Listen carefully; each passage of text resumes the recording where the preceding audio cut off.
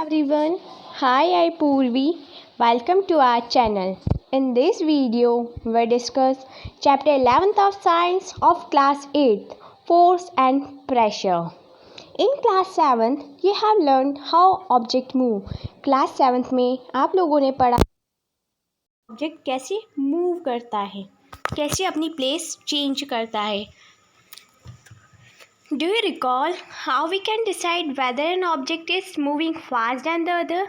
क्या आपको याद आ रहा है कि हम कैसे डिसाइड करें कि कोई एक ऑब्जेक्ट वो दूसरे के कंपैरिजन में कितना फास्ट भाग रहा है और कैसे भाग रहा है?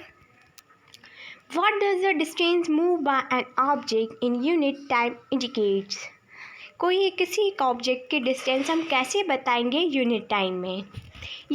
You also know that an object like a rolling ball on the ground slows down. Sometimes it may change its directions of motion.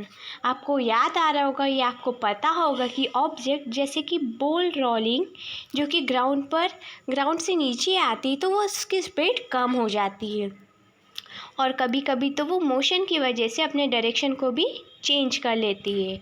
It is also possible that the ball may slow down and also change its direction.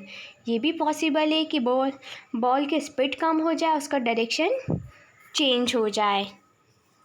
Have you ever wondered what makes an object slow down or go faster? क्या आपको पता है कि क्या कौन सी ऐसी चीज़ है, कौन से ऐसी फोर्स है जिस वजह से किसी एक ऑब्जेक्ट की स्पीड या तो कम हो जाती है या बहुत फास्ट हो जाती है और वो ऑब्जेक्ट अपने डायरेक्शन को चेंज कर लेता है. Let us recall some of our everyday experience. हम हमारे रोज़ के एक्सपीरियंस को रिकॉल करेंगे. What do you do to make a football move? अगर आपको एक फुटबॉल को मूव कराना है तो आप क्या करेंगे? What do you do to make a moving ball move faster? आप क्या करेंगे अगर कोई एक बॉल मूव करे उसको और फास्ट करवाने के लिए? How does the goal keeper stops a ball? Goalkeeper ball को कैसे स्टॉप करेगा? A hockey player change the direction of a moving ball with a flick of the stick. एक हॉकी प्लेयर उस बॉल का direction अपने stick से वो change कर देता है. How do the fielder stops a ball hit by a batsman? Fielders कैसे बॉल को स्टॉप करेंगे जो कि बैट्समैन ने फेंकी है? In all this situation the ball is either made of move faster और द स्लो और its direction of motion is change. इन सारी सिचुएशन में या तो बॉल बहुत फास्ट जा रही है या तो फिर बॉल बहुत स्लो जा रही है और या तो फिर बॉल का डायरेक्शन चेंज हो रहा है. We often say that a force has been applied on a ball when it is kicked, pushed, thrown or flicked. हम ये कह सकते हैं कि जब हमने बॉल को किक किया, पुश किया, थ्रो किया या फ्लिक किया तब हमने उस टाइम पर उस बॉल पर फोर्स डाला होगा. अब व्हाट इज़ फोर्स? अब फोर्स क्या होता है? What can it do to the body on which it apply? वो उस बॉडी के साथ क्या करता है जिस पर वो अप्लाई होता है? We shall seek answer to such question in this chapter. इस चैप्टर में हम इन सारे क्वेश्चंस का आंसर्स पता लगाएंगे. Now force, a pull और push. अब फोर्स भी दो टाइप की होती है, पुश करना और पुल करना. Actions like picking, opening, shutting, kicking, hitting, lifting, flicking, pushing, pulling are often used to describe certain tasks.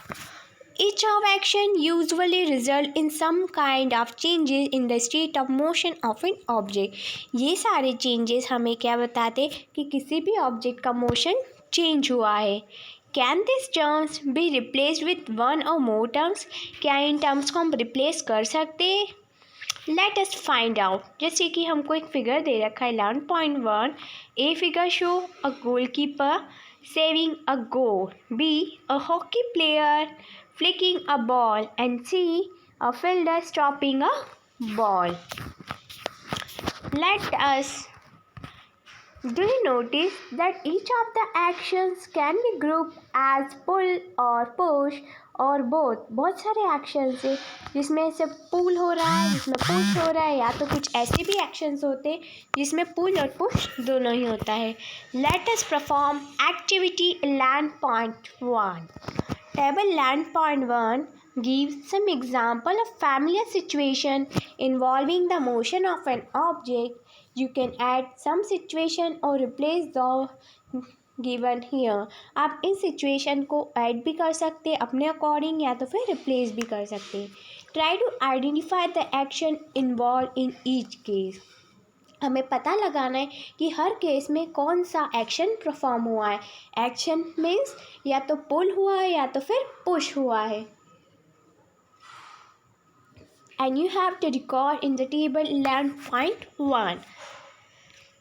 Here there are 4 columns. First is serial number, description of the situation, action. Action can be grouped as push or pull. जैसे moving a book placed on a table, तो हम क्या करेंगे, push करेंगे, पुल करेंगे या lifting करेंगे। Then push pull ये दोनों ही एक्शन परफॉर्म हुए हैं।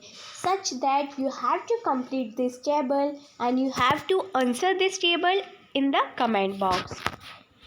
Now, can we infer from this that to move an object, it should be pushed or pulled? हमें ये पता चलता है कि अगर किसी ऑब्जेक्ट को मूव करवाना है तो हमें या तो पुल करना पड़ेगा या तो फिर पुश करना पड़ेगा। इन साइंस अ पुल और push on an object is called force. Science में किसी ऑब्जेक्ट को पुश करना या पुल करना वो फोर्स कहलाता है। Thus, we can say that the emotion imparted to objects was due to the action of force. कोई भी मोशन किसी भी ऑब्जेक्ट पर अगर लगता है तो वो किसी फोर्स की वजह से होता है। When does a force come into play? Let us find out. अब हम आंसर ढूंढेंगे।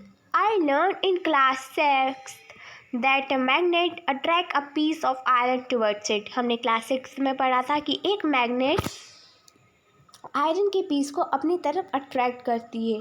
इस अट्रैक्शन ऑल्सो अ पुल? क्या अट्रैक्शन भी एक पुल है? What's about the repulsion? Both similar poles of two magnets. अब रिपल्शन क्या होते हैं? Repulsion between the similar two poles is, अगर दो सिमिलर पोल्स होंगे तो वो रिपेल करेगा। इट इज़ पुल और पुश, तो ये पुल है या पुश है। Force are due to an interaction. Force interaction की वजह से ही होता है। जैसे suppose a man is standing behind a stationary car, जैसे कि एक मैन एक स्टेशनरी कार के पीछे खड़ा है, as shown in the figure 11.2a। Will the car move due to his presence? क्या उसके खड़े होने से ही कार मूव कर रही है क्या? Suppose the man now begins to push the car, अगर हम सपोज करेंगे कि वो पर्सन पुश करेगा कार को, as shown in the 11.2b figure. That is he applies a force on it. इसका मतलब ये हुआ अगर किसी पर्सन ने कार को पुश किया है तो इसका मतलब ये है कि उसने उस कार पर फोर्स लगाया है। The car may begin to move in the direction of a applied force, तो वो कार उस डायरेक्शन में मूव करेगी जहाँ पर फोर्स अप्लाइड है, जहाँ पर फोर्स लगाया गया है। Now that the man has to push the car to move make it move, तो फोर्स लगाने से उसने कार को मूव कर दिया है। अब 11.3 हु इज़ पुशिंग होम? अब 11.3 में कौन किसको पुश कर रहा है? 11.3 shows 3 situations that may be familiar to you. Can you decide who is pulling and who is pushing in this case? क्या आप डिसाइड कर सकते हैं कि कौन पुश कर रहा है और कौन पुल कर रहा है?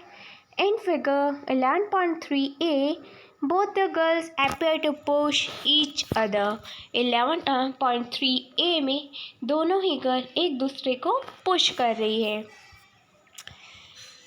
Both the girls appear to push other, while the pair of girls in the figure 11.3b are trying to pull each other. लेकिन 11.3b में दोनों ही गर्ल एक दूसरे को पुल कर रही है। Since the cow and the man in figure 11.3c appears to pull each other, के 11.3 में एक आदमी और एक काऊ दोनों ही एक दूसरे को पुश कर रहे हैं. The girl in the two situations shows here are the applying force on each other. इन दो सिचुएशन से तो ये पता चलता है कि वो दोनों लड़कियाँ फोर्स अप्लाई कर रहे थे एक दूसरे के ऊपर. Is it true for the man and the cow? तो क्या यही सिचुएशन इस आदमी और इस गाय पर भी लागू होती है? For this example we can infer this at least two object must interact for a force to come into play. इसके लिए हमें दो ऐसे ऑब्जेक्ट चाहिए रहेंगे जो कि फोर्स में होने चाहिए. Thus, an interaction of an object with another object result in a force between the two objects. तो ये किसी दो ऑब्जेक्ट का इंटरेक्शन दूसरे ऑब्जेक्ट के साथ, किसी एक ऑब्जेक्ट का इंटरेक्शन किसी दूसरे ऑब्जेक्ट के साथ हमको बताता है कि उन दोनों ऑब्जेक्ट के बीच में फोर्स अप्लाइड है. If you have any doubt related to this, please comment in comment box. Thank you.